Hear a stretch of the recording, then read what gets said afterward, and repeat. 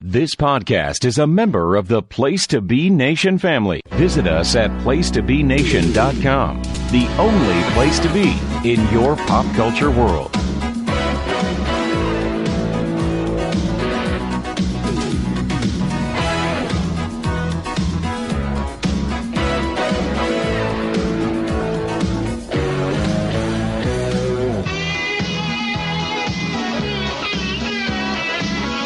Place to Be Nation, welcome to episode 12 of NWA Crock and Roll. I am your host, Sean Kidd, and this is an intro for a very special edition of this episode. One of 3 episodes that will drop this month as part of Starrcade 85, but we had the privilege of interviewing probably one of the most iconic wrestlers of the Crockett era that we're currently in. We've talked about him a lot. He'll be on through the end of this podcast as we go through 88.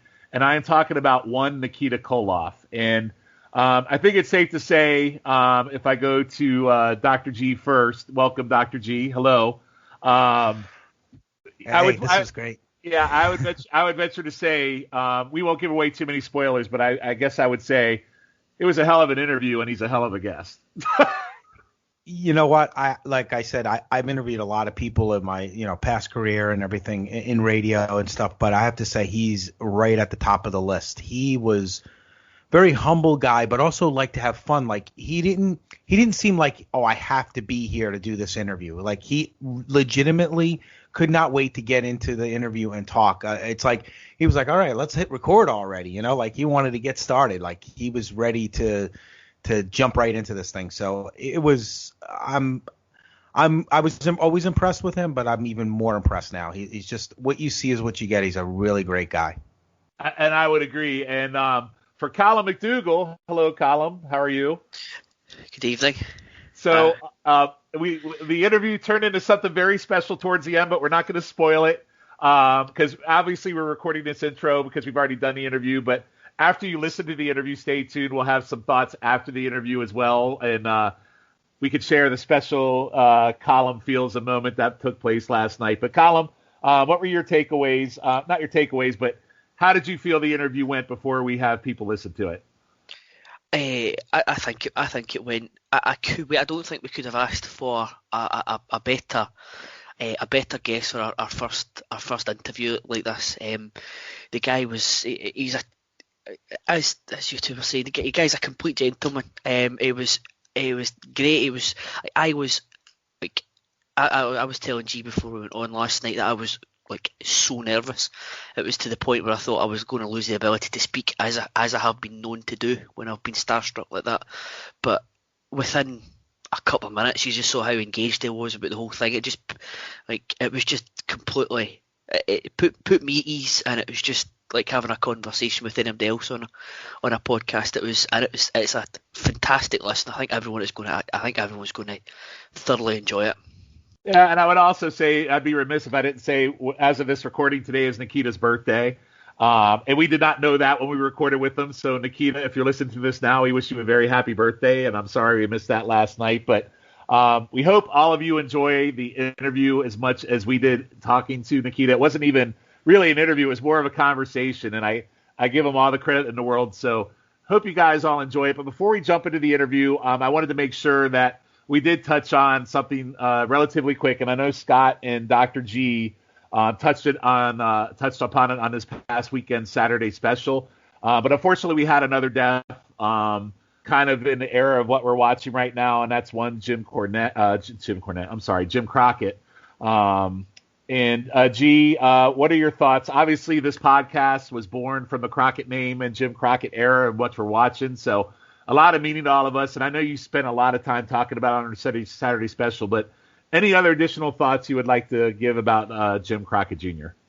Well, what I really wanted to make a point of, and we talked about, we were trying not to talk about the many things that kind of went wrong during that time, but correct, he was very influential in the wrestling industry, especially in the 80s. Listen, obviously we know who the biggest is, and that's Vince, but when it comes to, this is a guy who started, a big pay-per-view. There was something before WrestleMania, and that was Starrcade. And Starrcade and they did the whole closed circuit thing, the start of pay-per-view. So, you know what? Jim Crockett deserves a lot of credit for the good things that he did. Obviously, just because somebody passes you don't just always gloss over like he didn't do anything wrong. And the one thing I loved about the guy, he was humble. If you heard any interviews with him, I know he's done a couple of recent interviews. He takes the blame on the things that he felt where he went wrong. And you have to love somebody that's humble enough to be able to do that. Yeah, he owned up to what he made mistakes on, but I also think, to your point, it's a very humble person that could say, hey, you know what? I did this, I did that, didn't blame anybody else. But I also, to your point, I mean, we won this podcast. I mean, we would not, I don't think for me personally, I would enjoy professional wrestling as much as I did growing up without Jim Crockett.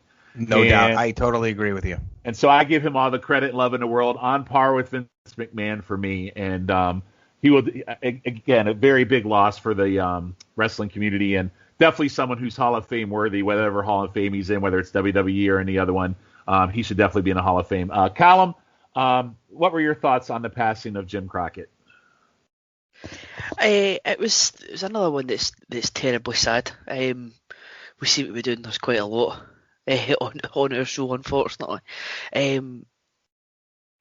I think it was a great episode of the Saturday Special going over where Scott and G went over his passing in more detail. And I think it should be, sometimes it might get lost because of how it ended, or how Jim Crockett Promotions ended with the whole UWF this shouldn't take away from how influential, as you were saying, how influential he was in the wrestling industry. He created for a couple of years some of the best. I'm watching it just now for the first time, but I can hand on heart say this is some of the best weekly wrestling television that I've ever seen. There's been many a great wrestling promoter who has been a bad businessman. I mean, Paul Heyman is on television every single week, and he's possibly a prime example of that. So, again, he's a guy that will fully admit it, and I think Jim Crockett's legacy shouldn't be in. I'm glad to hear that it's not, and everyone's talking really highly of him. Out with how Jim Crockett Promotions ended, his legacy should be what he managed to put on television every single week, and all the guys that he had on his payroll creating this magical wrestling program, as opposed to how like the 4 jets and 4 pilots he had on the payroll. It's just incredibly sad, and obviously his thoughts go out to his family and David and everyone else. Absolutely. So Jim Crockett, rest in peace, and thank you for what you gave to all of us on this and to the entire wrestling world. So you will be missed. So with that, guys, we're going to turn it over to Nikita, and everyone who's listening, I hope you enjoy it, and we will be back after the interview with some additional thought. Place to Be Nation, welcome to a very special episode of NWA Crock and Roll. It is a privilege and an honor to be here tonight, as we have a very special guest that I think all three of us are kind of, not perplexed, but all kind of in awe, because as we've been doing our podcast, we started in April of 85. We're getting ready to do Starrcade 85 on our next pod after this. So having this guest tonight is a big deal for us. We've talked a lot about him on this podcast as part of the Russians with Ivan and Crusher Khrushchev. I am very happy to introduce a gentleman who has his own podcast. He's in the new video game Retromania. He's an author as well, and I think also managing a team called the Koloff Dynasty. So I look forward to hearing about all this tonight. I love to introduce you to Mr. Nikita Koloff. Nikita, how are you doing tonight? Hey guys, what a privilege, what an honor to be with you. Shall I just say to all your listeners, Toyota. I love it right out of the gate. So thank you for that. So Nikita, right from the start, I figure we probably need to start with something probably not necessarily on the positive side, but I kind of want to get it out of the way about Jim Crockett Jr. this past week. I know that obviously you worked for Mr. Crockett for a long time, but I would just love to get your thoughts as we kick this off. Yeah, I mean, I got the news, and certainly like many, and I'm certain his family, but many in the wrestling world, was saddened to hear, about his loss. And to reflect back, take a moment and reflect back on Jim Crockett Jr. I mean, he was the man who gave me my opportunity. And he's a big part of the reason why I remained to this day loyal to the NWA, loyal forever, to the NWA. And again, because of Jim taking a chance. I mean, it was a roll of the dice. There was no assurance that I was going to be able to do what I did. We had only had, for those who don't know, your listeners who don't know, my introduction into wrestling was through Road Warrior Animal, who last fall passed away as well, right? Yeah. But he was essentially, if you want to say, recruited me into wrestling. Don Kernodle had approached approached Animal and said, "Hey, you know any big guys who wouldn't mind shaving their head and becoming a Russian?" And Animal goes, "Oh my gosh, I know the guy right now." And so he made that phone call, and I said, "Well," I go, "Joe, do they know I have no amateur background in wrestling and no professional training, like zero, like nothing?" And he said, I told them, they said they didn't care. And I go, "Well, okay, well, what do I need to do?" He said, "Well, here's a phone number. Call this guy named Jim Crockett." I was like, okay. So, this is back before the days of cell phone, right? And there's no selfies going on or anything. So I called the number. Jim Crockett got on the phone. I had a 5-minute conversation with him and made sure he understood before I drove to a city where I'd never been in my life, Charlotte, North Carolina, that he understood. Again, I had no background, no training, no nothing. He said, "You knew that?" And I said, "You're good with that?" He goes, "Yep." I go, "Well, what's the next step?" He said, "We'll be in my office on such and such a day with your head shaved." I go, "That's it?" He goes, "That's it." I go, "Okay, I'll see you then." Phone, called Joe back and told him the conversation. Had not another word spoken between myself and Jim Crockett Jr. till the day I walked in his office, the day he said to be there. Introduced myself, and he's like, "Take your shirt off." I'm like, "Oh, that's kind of weird, but okay." So I did. He said, "Wait right here." He walked out. He walked back in with two guys, Koloff, Don Kernodle, the world tag team champions, the NWA. And he said, "Take a look at your new partner. Nikita Koloff is born in the hallways of Charlotte, North Carolina on that day." Jim Crockett gave me the break of a lifetime. And for that reason, I opted to not, jump to the WWF or honestly go anywhere else because of that opportunity that he gave me. I'll forever be grateful to Jim Crockett Jr., David, Francis, Jackie, the whole entire Crockett family. Wow. Yeah. That's the name of our podcast is NWA Crock and Roll. Obviously, it comes from the Crockett name. And that's just great to hear that story. So that was all in 1984, right? When you joined them in 84? 1984. I showed up at his office in June of 1984. That's amazing. And then to think about, we started in April of 85, from starting in 84 to going in 85, that was just a quick, turnaround. So you explained that Jim Crockett had the idea for the Russian athlete. He just said, "Shave your head," and that's how you became Nikita Koloff, just like that. Well, a little point of clarity. So it was Don Kernodle and Sergeant Slaughter actually came up with a storyline of a nephew for Ivan, and then they approached Jim Crockett, and he said, he was open to the idea, right? That's just a good promoter, is always, willing to hear, other ideas. Successful promoters do that, and he liked the ideas. I guess, if you can find the guy, I'm interested. And I'll say one other thing too. Jim Crockett, along with Dusty Rhodes, were instrumental in Nikita Koloff turning from one of the most hated guys in wrestling to eventually becoming, a fan favorite. It was Jim and Dusty who took me into a room in Philadelphia one night when I got back from a tour in Japan, informed me of Magnum TA's car accident, and then shared with me the idea of coming to Dusty's aid or rescue in the cage in Charlotte, North Carolina. And of course, the rest, for those who know that story, the rest was history, and that changed, that turn as well.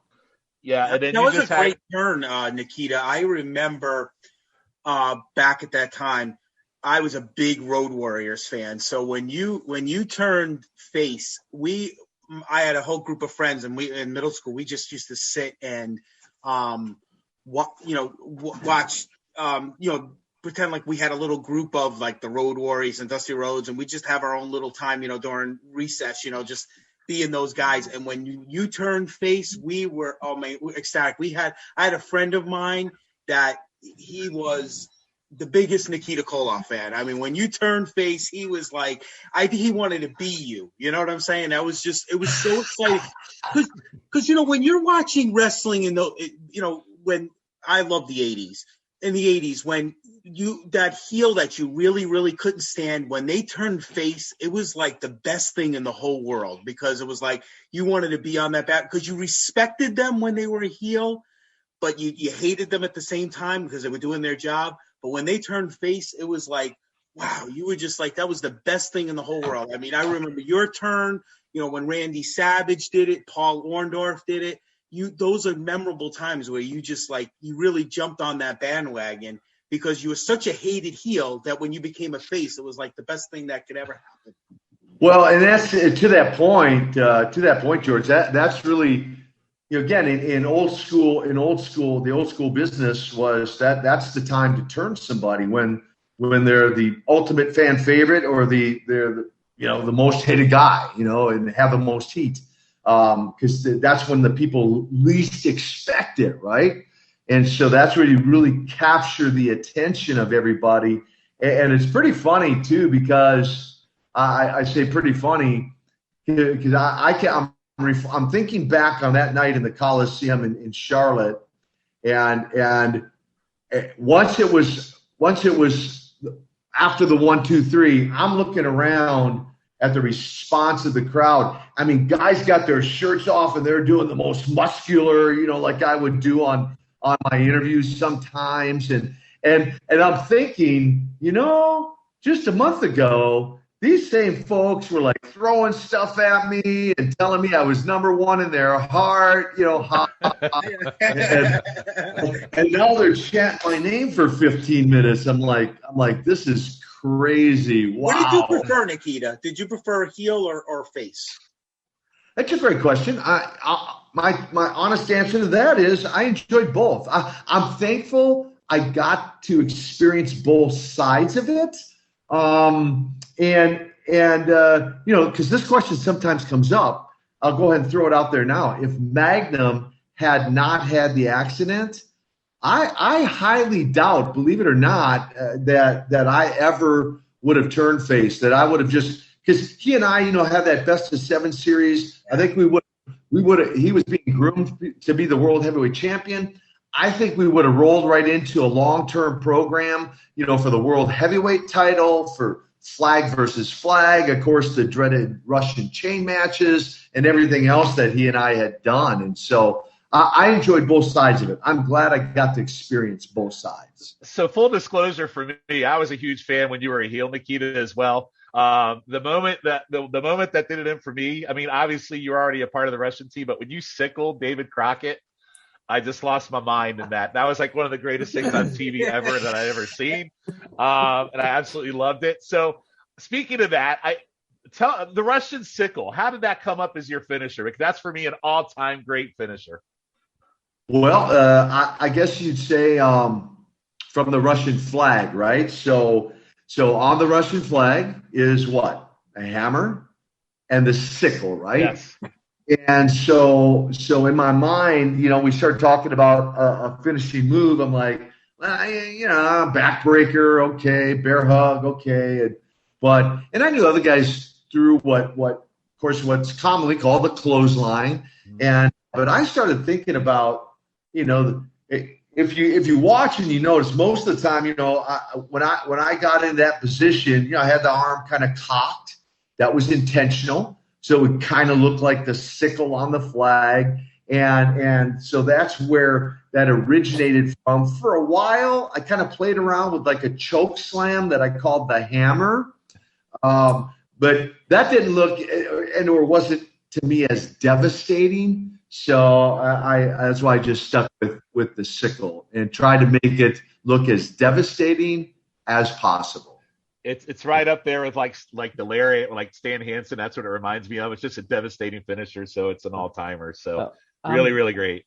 I'm seeing a lot of this stuff for the first time, and when I had never seen you sickle David Crockett before, so when we've got it on our list of things to watch, and Sean's like, watch this bit. I'm thinking, all right, okay, the Russians are coming on, and then out of nowhere, bang, and you just David Crockett is out like a light. It was just one of the best things I've seen in the podcast so far. Well, I got to tell you, somebody sent me a clip recently, Tony Schiavone, and was interviewing David Crockett on his podcast. Yes, and they're like, hey, we have got to ask you. They go, every other week somebody's asking us about that sickle you took from Nikita Koloff, and it's just. And so David's describing it, right? And he said, you ever playing in the neighborhood when you were a kid at night and you're running through somebody's backyard back in the days when there were actual clotheslines, where people hung clothes on the clothesline, but you didn't know it was there. He goes, that's what it felt like. And Schiavone was funny because he's like, he was on a different set, and all he hears in the headset is, when's it going to happen? When's it going to happen? He's like, what do they talk about? When's what going to happen? And he said, I knew no sooner got those words out of my mouth and you leveled. He goes, leveled Crockett. He goes, oh my gosh, is he still alive? So yeah, it looks savage. It looks, and then what's even better about that whole angle, it led to the world title match at the first Bash, and which was the idea because the story was Crockett and Flair were best friends, and Flair was kind of dodging me, so to speak, and he didn't know wasn't sure he was going to give me the shot. But well, then I'll just take out his best friend. That may upset him enough that he'll go ahead and sign the contract. Yeah, kind of pulled the curtain back a little bit on that. Like they're friends, and they show you training in the dungeon with Ivan all the time, get ready for the match, and. How did it feel? I mean, so you had been in the business, a little over a year at that point when going into the Bash, or less? 13 months. Almost 13 months. 13 months, almost to the day. And so what's kind of crazy is I've got, in that time frame, again, for your listeners, keep in mind, no training, no background prior to my debut in Raleigh, North Carolina in the Dorton Arena. And now fast forward 13 months, I'm wrestling Ric Flair, the first ever Great American Bash, in front of 25, 30, 35,000 people. And I've already become the world tag team champion, the world six-man champion, and now I'm wrestling the heavyweight for his world title. It's crazy. It's a great rookie year right there. How was this wrestling Flair? How was Flair? Did Flair kind of work along with you during the match? Because this. I mean, he was very experienced by that point. Did you learn a lot from him in that match? Well, in that and many other matches, and I wouldn't necessarily, George, call it work along with him. I would say I just followed his lead. Let's just see that. Probably that's better. He's the consummate professional, right? I say it over and over and over again. Flair could make a broomstick look good because he made the Russian Nightmare look good. And I wasn't obviously 13 months in. I certainly wasn't polished by any sense of the word. And some might say I was never polished, but and that's okay too. My style of working was one that was what I would call snug, what others might call stiff, but that's the way I chose to work. Wow. So you were in a world title match, and then literally a month later, we transition over. You start doing tag team. You're still in the tag team, but obviously the Rock and Roll Express comes in a month later. Then the Road Warriors come in, and you have these great tag team feuds. So what did you at the time prefer? Did you prefer singles, or did you prefer being in the mix with the tag teams at that time? Good question. Good question. Again, I guess it's kind of like being on both sides of the track in a sense, in that because I did everything right from singles to tags to 6-man, even to 8-mans, right? Yeah. I'm gonna throw a few battle royals in the mix there. Those are essentially a night off. But in each one of those matches, it's a totally different dynamic. Obviously, you're in a singles match. The full attention is on you and your opponent. In a tag match, they're the fans centering their attention more on what's going on in the ring. So, and when you're on the apron, you're not necessarily trying to be a distraction from what's going on in the ring. So there's a whole different psychology to each one of those different types of matches. And so here again, I really enjoyed, all of it. The thing is, back in that time, in Crockett, tag team wrestling was, I think, top notch. I mean, you had some great tag teams along with the Russians. Was there any specific tag team at that time that you really enjoyed working with night in and night out? Well, I guess the two teams that immediately come to mind that we've already been mentioning, the Rock and Roll Express and the Road Warriors. Now, the interesting thing about those two teams is, as anyone who's familiar with those two teams, two totally different styles. Right? Just a little bit. Just slightly, right? Yeah. Slightly different style. I mean, you weren't going to see Hawk and Animal throwing a double drop kick. I'm just saying. Okay. Double clothesline, maybe double drop kick, not happening, So two totally different styles, which then required Ivan and I to work two totally different ways.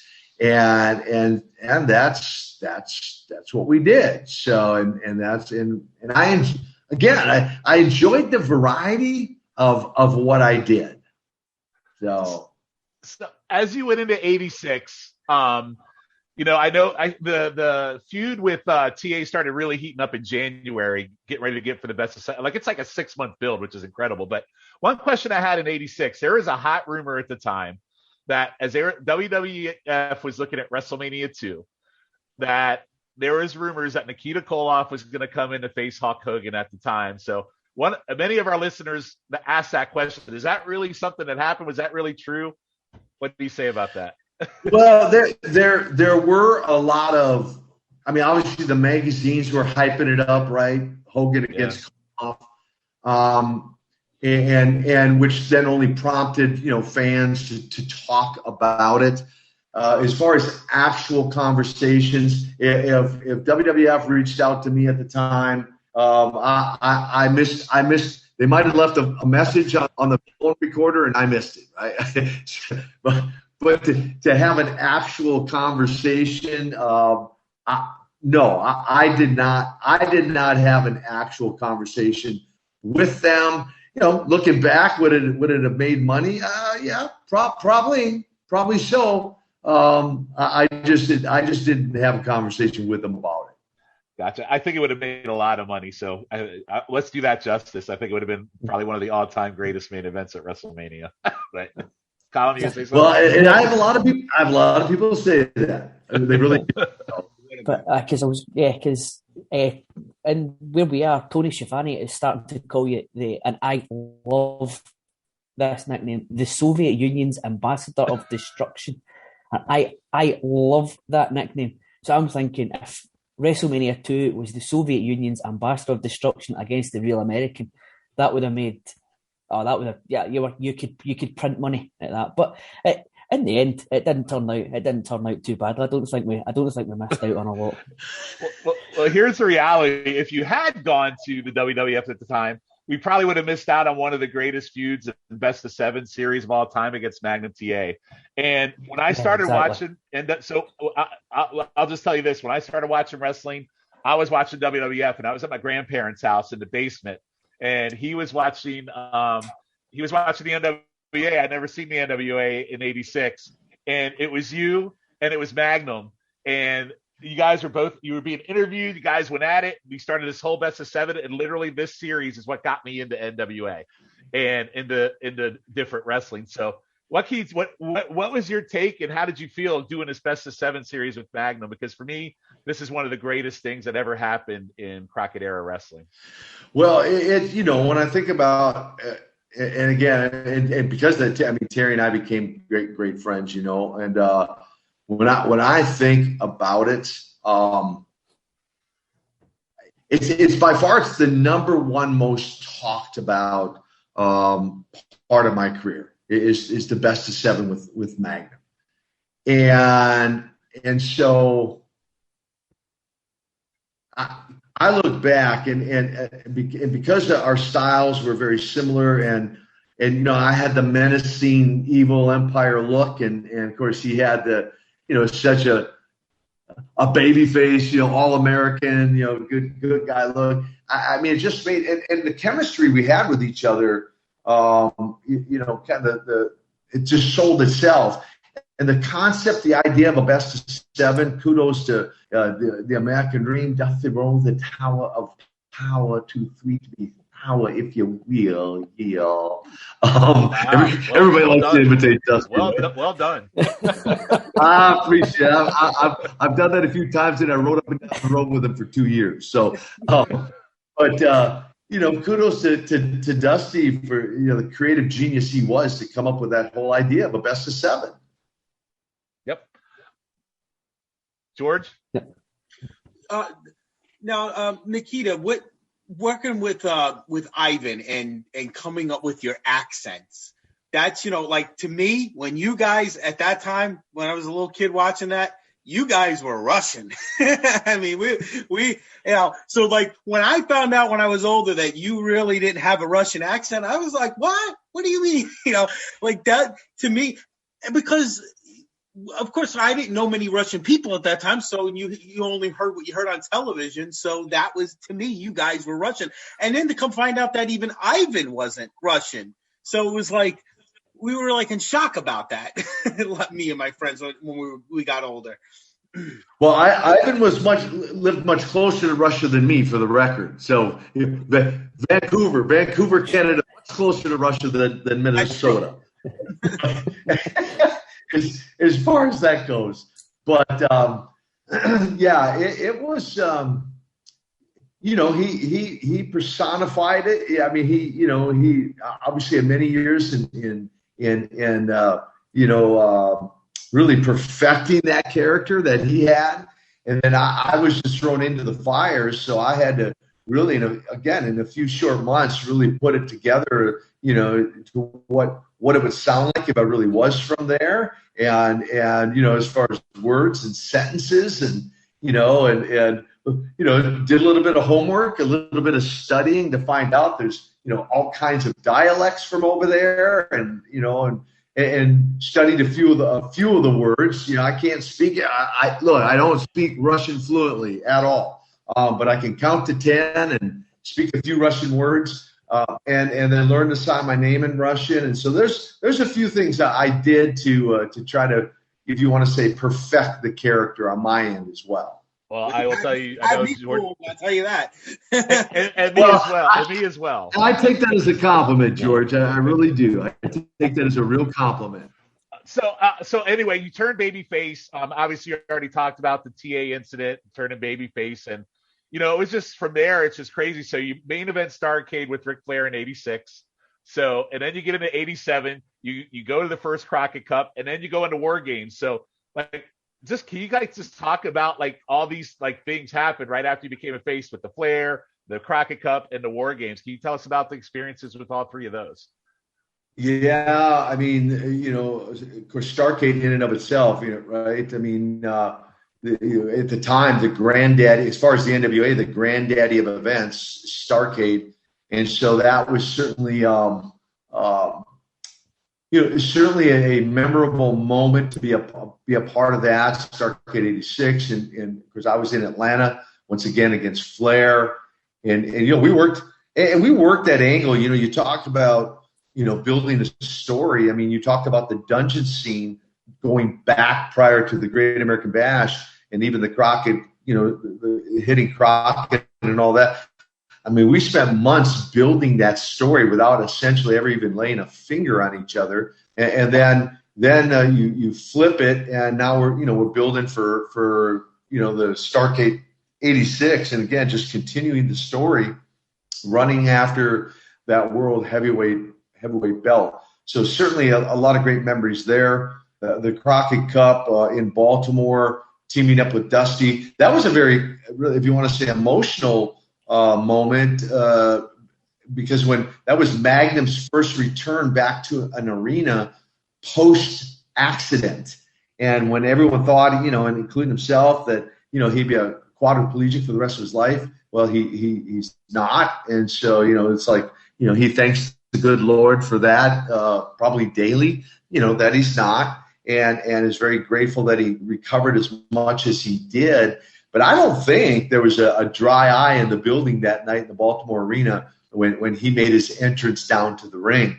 And so, of course, that's a very memorable moment, and winning what I felt was a very prestigious, honoring the Crockett family. Once again, the Crockett family, and honoring the Crockett's to have that cup, and some of the family there to present it that night was memorable. And then you mentioned the War Games. I would say the very first one is the most memorable, because nobody knew what to expect.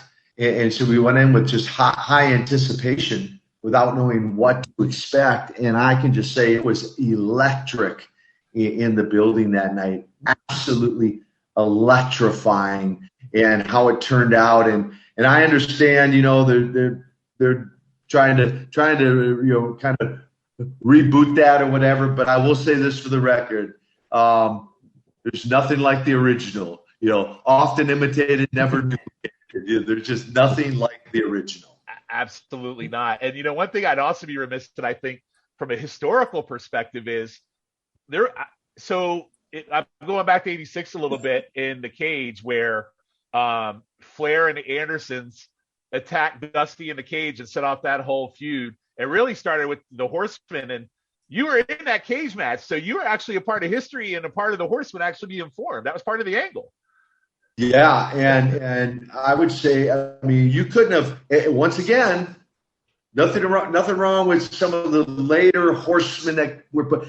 Well, back to the original, Ole and Arn Anderson, Tully Blanchard, and Ric Flair.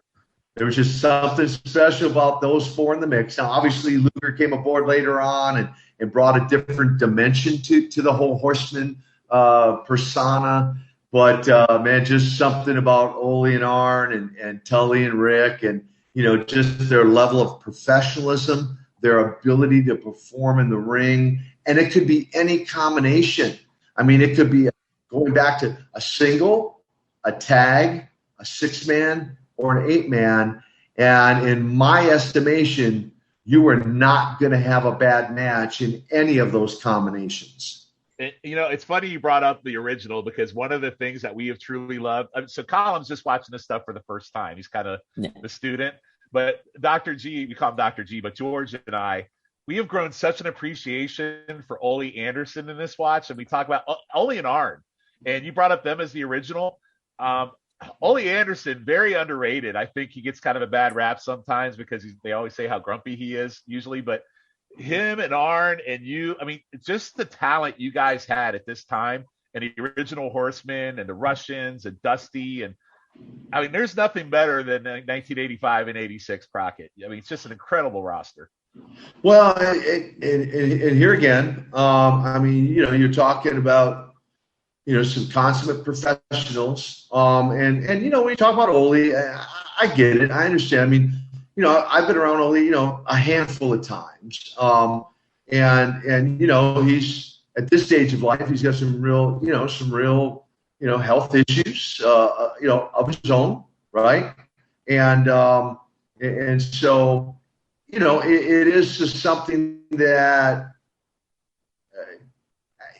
you can look, if you're looking for, I don't care who you are, if you want to find something, say something bad about somebody, search far enough, deep enough, wide enough. Okay, you're going to find something about everybody. But Ole was instrumental to the industry of professional wrestling, whether it was running Georgia Championship Wrestling or coming aboard the Mid-Atlantic or whatever else. So, my hat's off to Ole. And we agree with you 100%. We love Ole. Yeah, absolutely. Absolutely love him. If I could transition back to sort of 80, well, we're still in 86. You obviously went against Flair at the Great American Bash and then Starrcade. Did you ever hear anything, or was there any consideration of you ever beating Ric Flair and becoming the world champion? So, Calum, I actually, for the record, I may be the only one. There may be more. I don't know.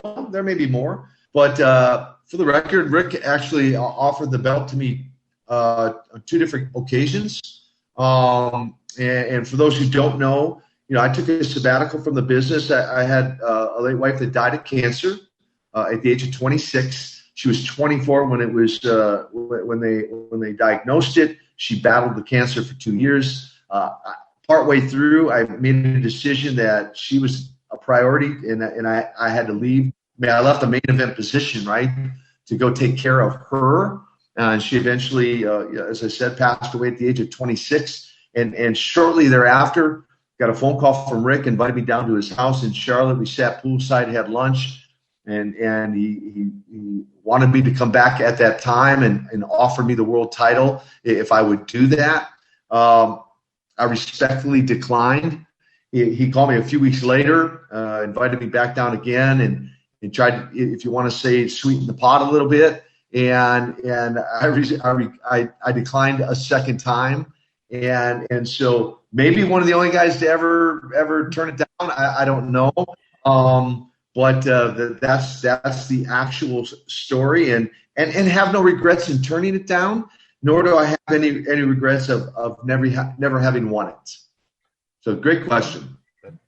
So as we get into 87, you brought up Luger, the U.S. title feud, which is also an all-timer, the cage match, and then you went on and won the TV title and unified the UWF TV title. So tell us how did you feel about, the feud with Luger, then transition to the TV title, and then eventually unifying the TV title and being the final kind of like you were a unified TV champion of 2 promotions.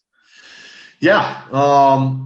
Terry Taylor, Chicago, against Starrcade, right? As far as the unification match was concerned, beat Tully for the belt. I think in Fayetteville, North Carolina. I think I beat Tully. Held it for quite a while. I don't. I know they track a lot of that stuff. So I held it for quite a while, and it was certainly happy to be the world television title holder, and then unify those belts and be the winner and walk away with both belts. Still have the UWF, the original UWF belt in my possession. It's in your picture on your podcast, right? That's the belts you're holding. That is correct. That's the actual belt from 1987 in Chicago. That is right. That's awesome. Yep.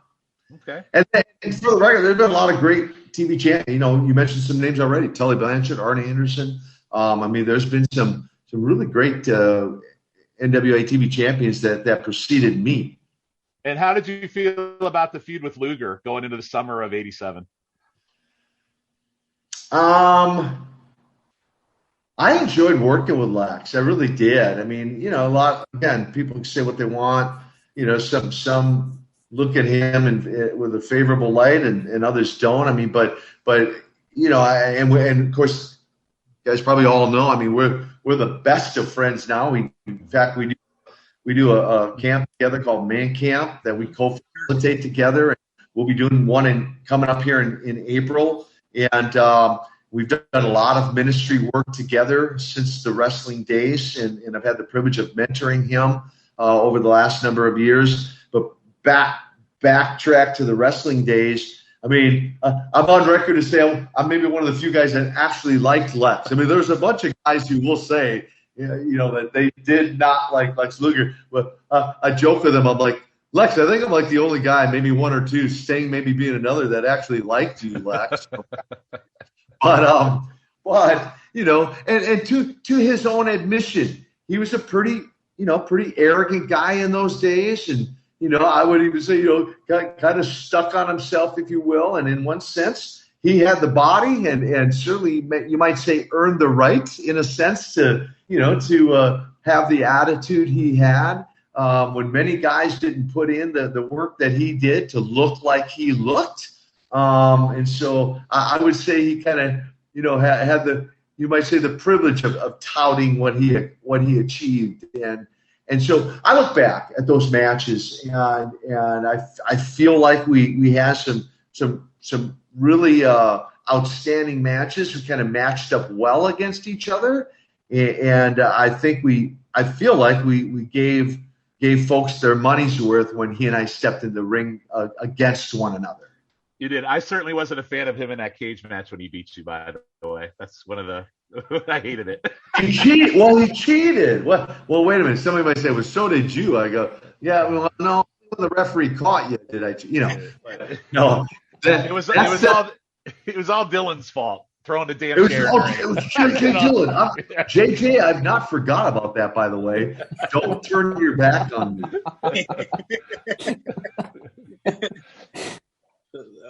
Now,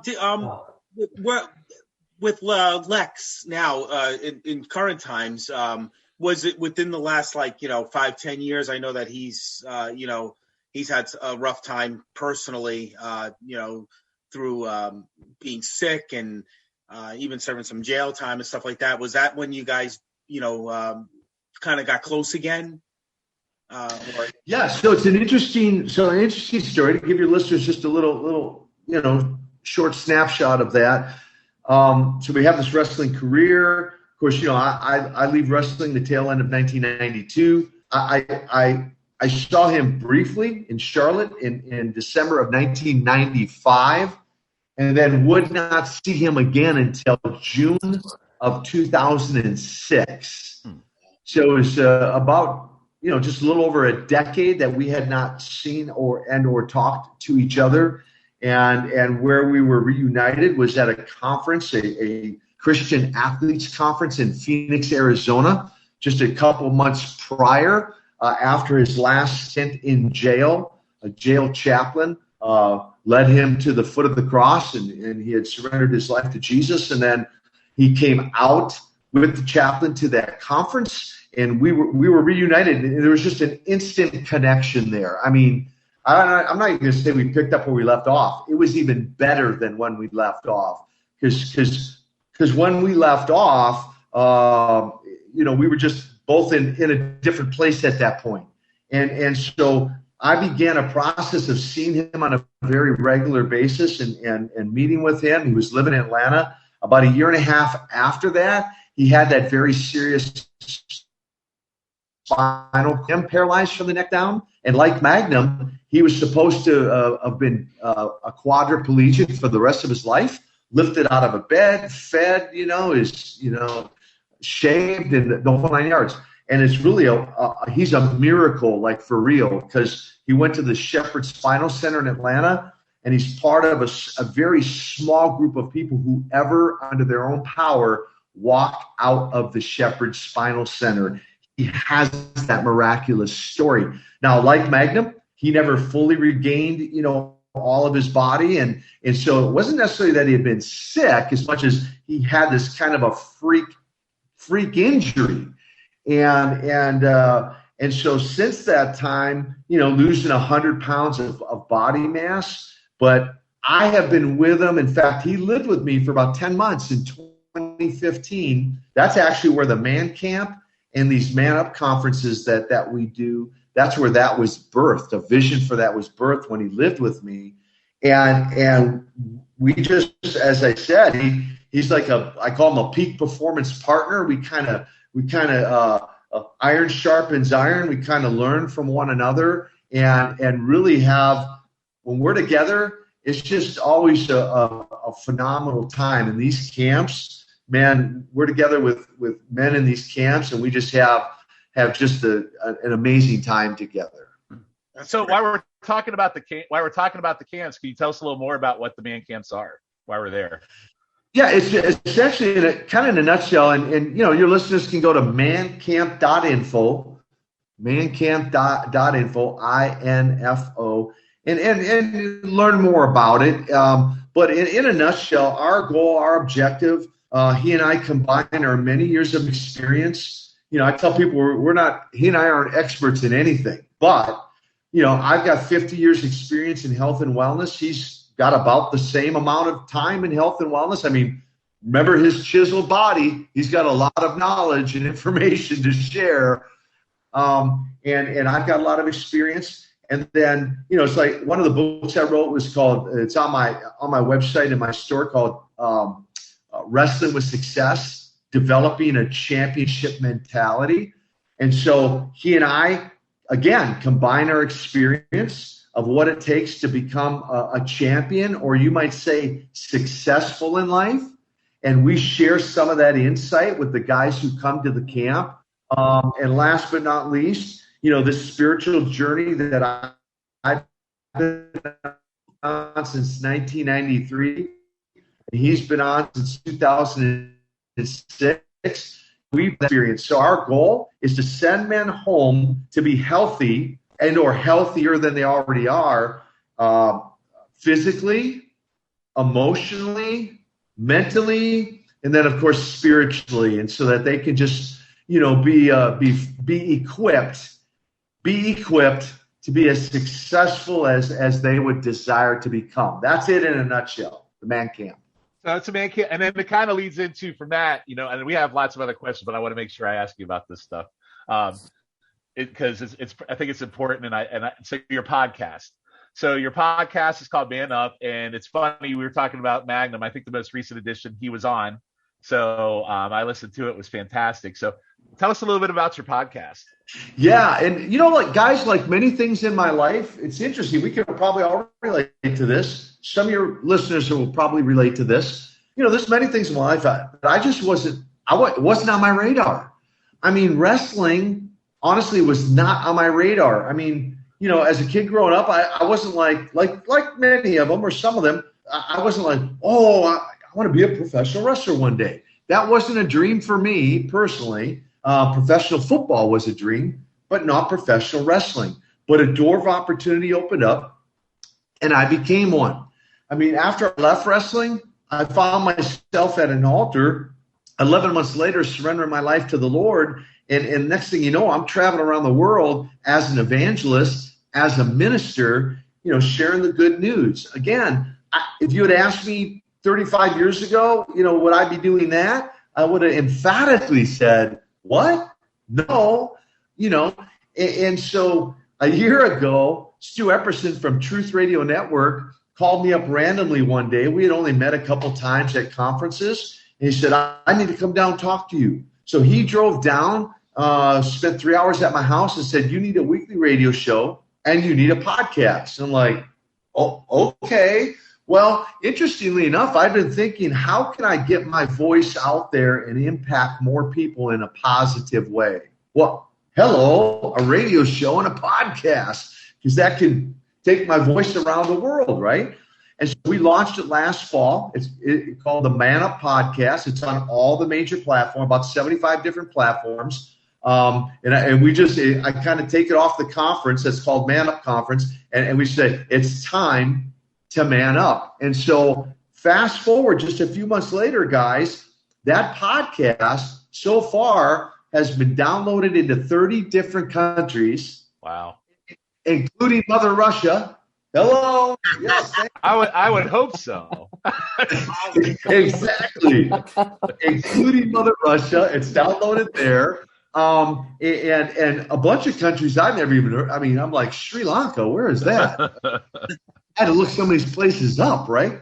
So anyway, so it airs on the radio station across the Carolinas and Virginia, and we're looking to syndicate that thing nationwide. And I'm not satisfied with 30 countries. I'm not going to be satisfied till that's downloaded in 100 different countries. And people will enjoy it, I believe. You talked about listening to Magnum. You know, I did a 2-part interview. I don't know if you listened to the interview with Sting yet or not, but I did a 2-part interview with Sting, Lex, Jackson Riker, from WWE, Yep. Monday Night Raw, interview with Jackson, and many others. It's not just celebrities. I mean, I interview businessmen and women, and just to hear their stories. I interview, of course, people in ministry. So it's just a whole variety of people sharing their story, man, and we just have fun. Kind of like you guys are letting me do tonight. Share my story. Well, and it's also a really quick, easy listen because it's usually about 30 minutes, right? And it's just Yes. a good listen to it's inspiring. You hear good stories. It is a really good podcast. So, hey, one quick side note. Yep. And I want to encourage your listeners and anybody else who will hear this podcast. I added a special segment to it. It's kind of it's in addition to, called Q&A with Koloff, questions and answers with Koloff. And here's what I do. I tell people, I go on my website, koloff.net, go on my website, submit some questions, and they can be about anything, and submit some questions. If you're available when I'm in studio, I'll give you a personal phone call, and I'll answer your questions in person, and we'll upload it on the podcast. It's called Q&A with Koloff. So for all your listeners out, man, if you want to talk to me directly and ask me some questions, be about wrestling, life, ministry, whatever, submit your questions, koloff.net. I'm loving all the questions I'm getting. I think, I'm sure there's 3 of us on here that'll take you up on that because we're going to run out of time for all the questions we got. This has been fantastic. So, Calum, before we started the pod tonight, you were encouraged to ask a question about something. Would you like to do that right now?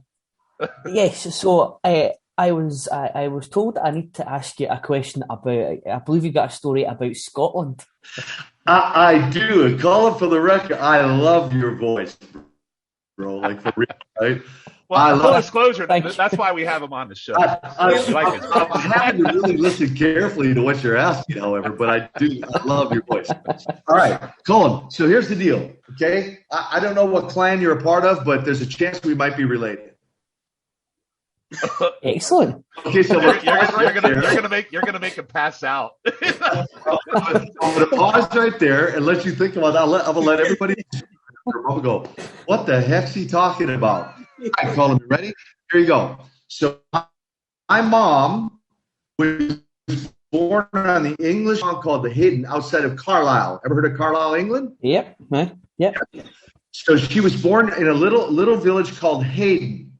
And so I remember, here's the story. I remember back in my younger days, I always had an affinity for the Scottish bagpipes, and I could never figure out why. I'm like, why is it? I mean, I even bought like the music, you know. Of course, Amazing Grace is my favorite on the bagpipe, right? But I'm like, why? And check this out. In 9th grade, one of my first mentor was a guy named Bill Burke, my 7th grade football coach. But in 9th grade, I met Jerry McFarland. How's it? What's that name sound like? That sounds like it's very local to me. Jerry McFarland, a good Scotsman. And he became my second mentor. He was a health teacher, and he was a professional bodybuilder. And he played the bagpipes, and he'd play it for me, right? And I loved it. This is all before I knew that my mom was born on the border up there. And then we took a trip when my mom passed a few years ago. My sister, my brother, my brother-in-law and I, we all took a trip to England, spent a few days in London, took the trolley, took the train up to Carlisle, rented a car, actually went across the border into Scotland so I could say I've been in Scotland, right? We did some research, and I found the clan I was a part of, and actually while in Scotland, I bought my kilt. I bought the whole 9 yards, bro, like for real. Oh. I've got it in the closet, the shoes, everything, right? And then we toured all around different little villages and found a lot of the ancestors and a lot of the graveyards and had the most phenomenal time. So we might be related, Colum. I don't know. We'll have to find research. But I'm just from now on, I'm just going to say that we are. There you go. I love it. I love it. I think. By the way, Hey, by the way, you guys honestly are really the first ones to ever hear that story in that kind of detail ever. You're the first. Well, we appreciate that. I think Colin's going to have to do a name change now. I'm going to call him Calum Koloff is what we're going to call him from now on. It's got a good ring to it. It's got a really good ring to it, actually. We can make you an honorary Koloff. Come on. Speaking of honorary Koloffs, as we get ready to wrap up, what can you tell us about the Koloff dynasty as we get ready to wrap this up? Well, Alexander and Neil. All right. So just a kind of a summary to Alexander and Neil. Did a little homework there. I was approached, a couple years ago about extending the Koloff legacy, beyond Uncle Ivan. And for the history buffs, go back, YouTube, and research back into the 1930s. There's actually a wrestler by the name of Dan Koloff back in the 1930s. Wow. And so my understanding, I didn't know this at the time. I've come to kind of research this, and I believe that's where Ivan actually picked up the Koloff name, was from Dan Koloff. And Dan was a shooter, man. I mean, he was like the real deal. He was MMA before MMA, like for real. And so go research Dan Koloff. And then Ivan Koloff comes along in the 60s. Nikita Koloff comes along in the 80s. And so I thought, what could be more honoring for Ivan and even Dan than to extend the Koloff name? And so I was approached. I scouted these guys. They're not newbies. I mean, they've been in the business 15 plus years, so they're very schooled, experienced, and are great grapplers. And so I was familiar with their style. Took them down to NWA Power back in 2019 and debuted them as themselves, and then worked with them in the gym and in the ring. And at one point, we did some video vignettes. We kind of put it out on social media. And the last one being, I christened them because of I felt that they were worthy of being christened with the Koloff name. And so hence Alexander Neil Koloff / Koloff Dynasty. And who knows? We'll see if we get some traction with it. And we're just going to have a little fun, even if it's just on the independent scene. We're going to have and have some fun with me in their corner. So we'll see where all of that goes. It would seem to me it sells itself. Any chance we might see you guys on the new NWA that's coming back here shortly? I knew George was going to go there, so I went there first. I don't know. Well, we will see. We will see. It's not like we feel like if someone sees that there would seem to be some natural angles there, obviously with my love for the NWA and my history there, there's some. Let's face it. There's a couple of natural angles with what's it called, AEW or something like Cody Rhodes. Arn Tully. Who knows? We're open to see what doors of opportunity might open. And if none do with the bigger promotions, then we'll just have a blast on the independent scene. Well, if Tony Khan or Billy Corgan's listening, I think they should take you up on some of that, actually. So I don't watch a lot of AEW. But if I might become converted if I turn on one night and I see some sickles getting thrown around. Well, we're going to see what happens, right? We're going to see what happens. All right, so we're kind of at the end of our hour. So before we wrap it up, George or Calum, anything else for Nikita before we end this? I just want to say thank you for taking the time to do this, because this, you're one of my heroes growing up watching wrestling, especially during the Crockett years, and to be able to sit here and just chat with you and have some fun, it's been an honor and a pleasure, and I can't thank you enough for doing it, because we're really, really loving going back on this podcast, and I have to thank Sean for bringing this idea up of going back to probably the best time in Crockett history. And you're a part of it, a big part of it. Well, I appreciate it, George. Many of the fans, and I still get out there, doing the autograph signings and virtual signings and face-to-face. I'm a face-to-face guy. I love to hear the stories from the fan, hear their story, your stories now. And and many of them say, it was the golden era of professional wrestling. And I feel honored to have been a part of it and even to have this time to share some of my story with you guys tonight. I appreciate you guys as much as you might appreciate me. So thank you, George. I appreciate that.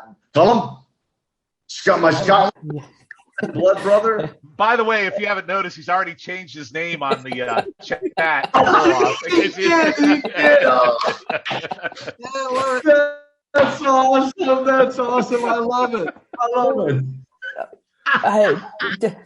Just for me, I mean, it's from 10, 15 years ago watching Nikita Koloff on Classic WCW, and then even a year ago, if you'd told me a year ago when we started this podcast that I'd be sitting here tonight doing this, I would have probably called you a liar. This has been fantastic. So thank you very much for coming on, and I'll see you at the next family reunion.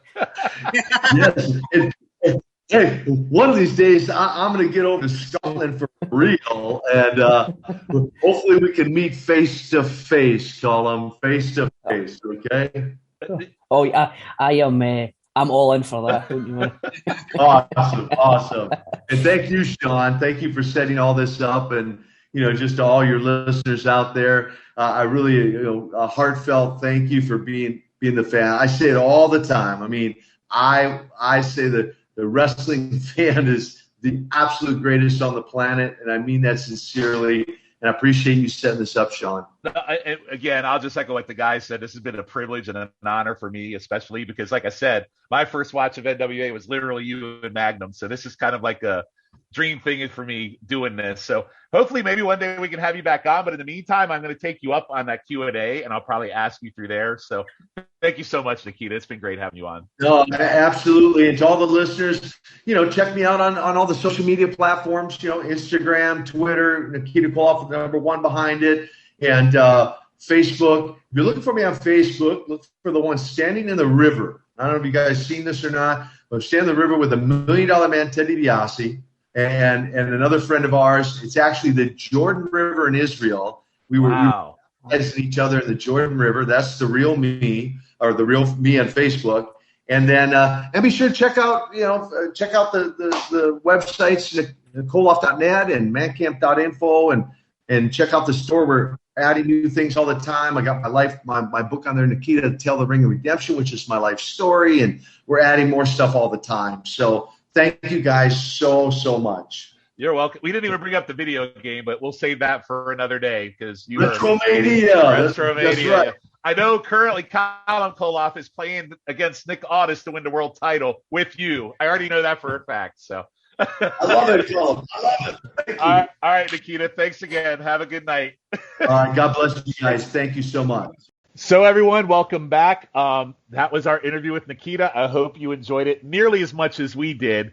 I am going to actually start with one Calum McDougall, who obviously we're going to change his name after the interview, and we are officially anointing him Calum Koloff. So, Calum, why don't you tell us about your big fanboy moment from the interview?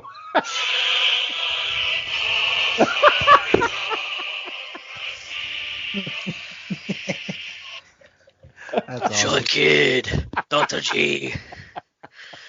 I am now Calum Koloff.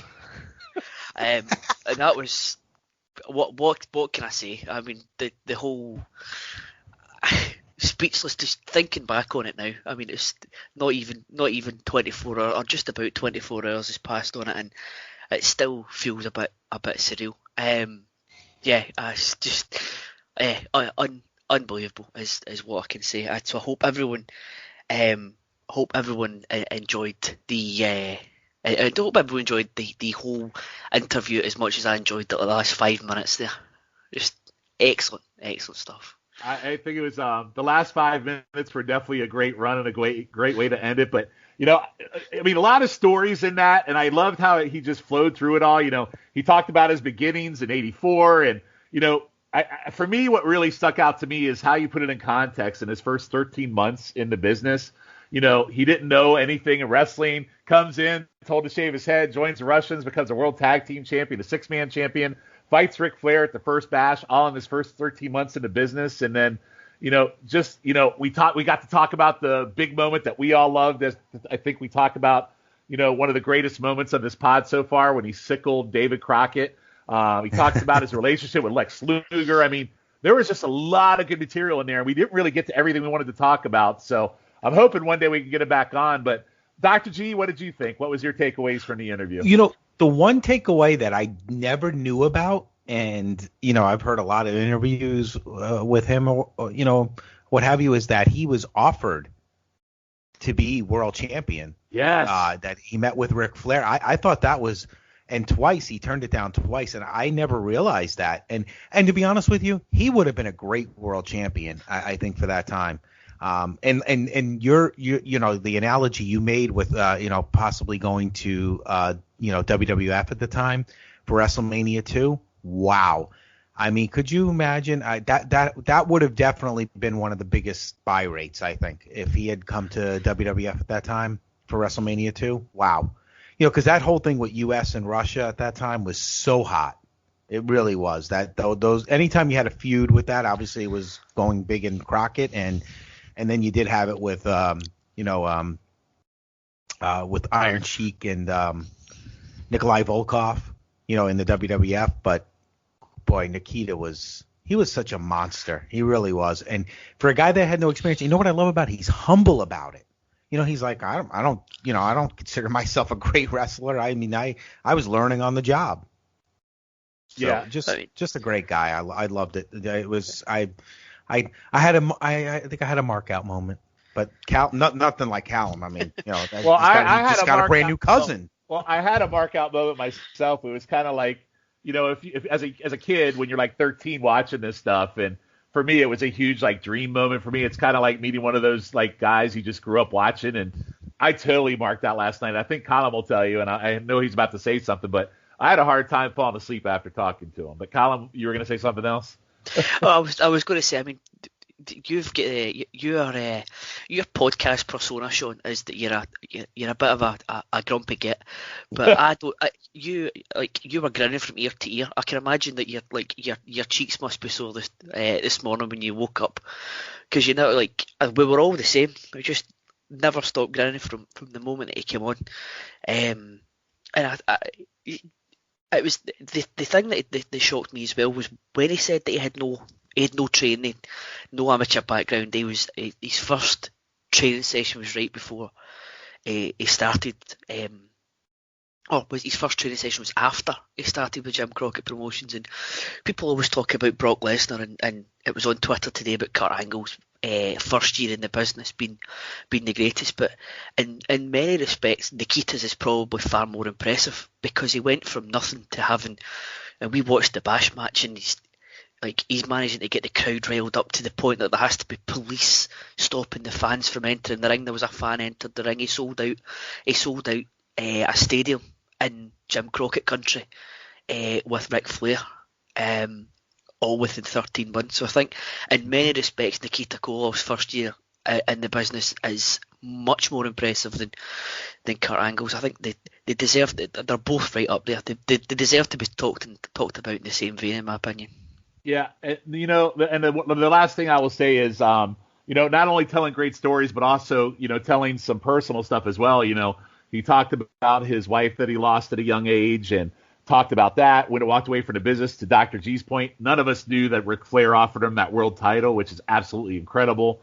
And he walked away from that. He brought up Lex Luger. That's just another thing. I had no idea Lex Luger lived with him for 15 months either. That was a really insightful thing. So it wasn't only a story about the wrestling business. I think he told, basically, I love the fact that he shared what he's doing today and the things he's got going on. I also love that he shared personal stories of, just impactful things beyond the wrestling realm. So, Nikita, thank you very much. It was a pleasure and an honor to talk to you again. Hopefully we'll get to talk to you again one more. Again, we only got to half our questions, but we were so enthralled with what we were listening to and discussing. And yes, we were all on Zoom and we were all on camera, and Calum's absolutely right. I think we were all grinning ear to ear for a solid hour. So, again, great stuff, and happy birthday, Nikita. So, with that, we'll talk about what next week's episode is. So like I said earlier at the intro, we're going to have 3 episodes this month as part of Starrcade 85.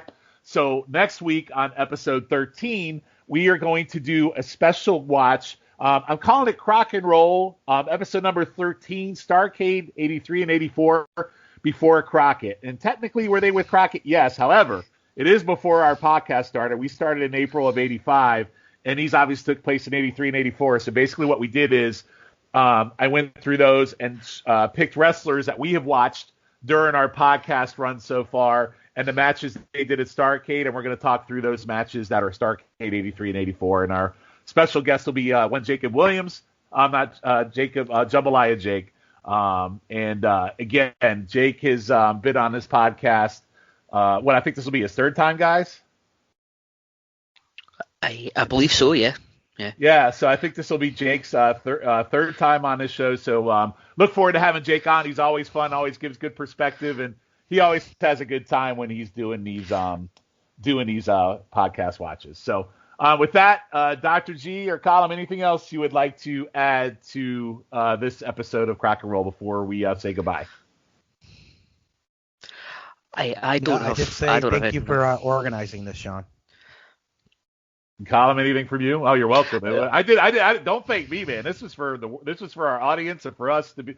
I mean, honestly, what better mark out moment would we have had? I mean, it's kind of selfish reasons too for me. We have Calum Koloff. Yeah.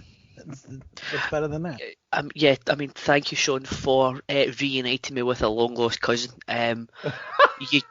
I'll try and arrange to see if you can be my +1 at the next family reunion, with me and Nikita. Gee, I'll get you in as well. That won't be as tough a sell. All right. Well, moving forward, we will refer to you as Calum Koloff on this podcast. So just be prepared. So for myself, Dr. G, and the newly anointed Calum Koloff, I'm Sean Kidd, and we will see you guys next week.